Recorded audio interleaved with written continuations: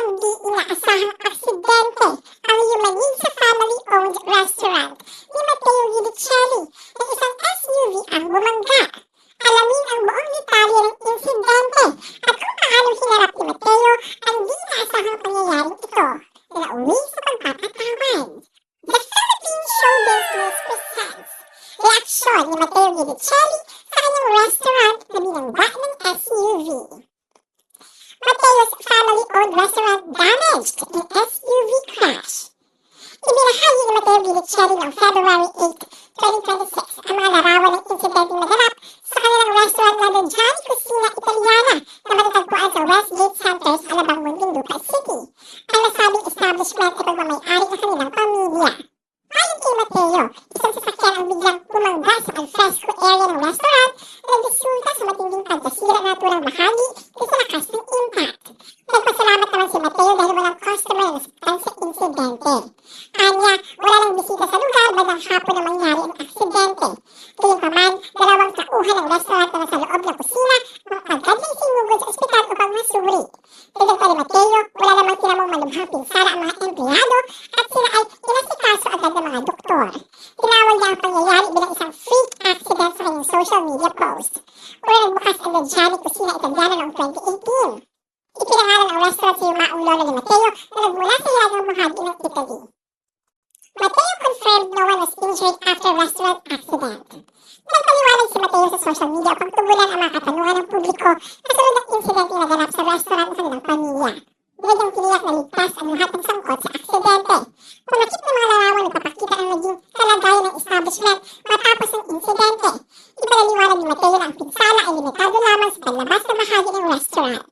Bilang pag-iingat, pansamantalang isinara ang alfresco area upang matiyak ang kaligtasan at naisagawa ang mga kinakailangang pagkukumpuni. Nakipag-usap na rin si Matteo sa insurance para maayos na ang apektuhang lugar na kanilang restaurant. Samantala, nananatiling bukas ang indoor dining area para sa mga bisita. Ginamit din ni Matteo ang pagkakataon upang palalahanan ang luhat tungkol sa kahalagahan ng pagiging mapagmatsyang sa anumang sitwasyon. Anya, mahalagang maging alerto at handa sa lahat ng oras dahil hindi natin alam kung kailan maaaring mangyari ang mga hindi inaasahang pangyayari. Tinapos niya kanyang mensahe sa pamamagitan ng pasasalamat at pagpapahayag ng pananampalataya.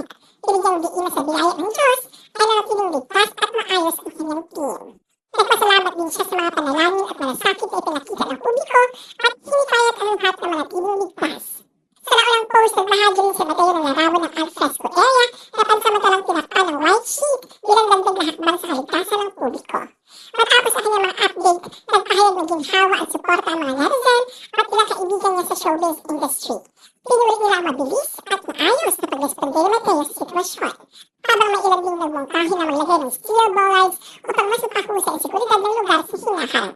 Sa kabila ng insidente, patuloy na bukas ang Johnny Cucina Italiana habang inaayos ang nasirang alfresco area na inaasahang muling magbubukas sa Valentine's Day.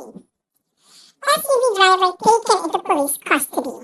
Nasa kustodiya ng Muntinlupa Traffic Vehicle Investigation Office si alias Leonor, 72 years old na babae, driver ng SUV na nahaharap sa kasong reckless imprudence resulting in multiple physical injury and damages to property.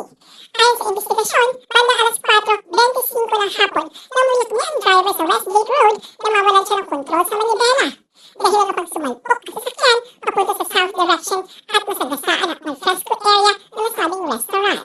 Bukod sa driver, sugatan din ang dalawang empleyado ng restaurant na agad na isinugod sa Medical Center Muntinlupa para sa agarang gamutan.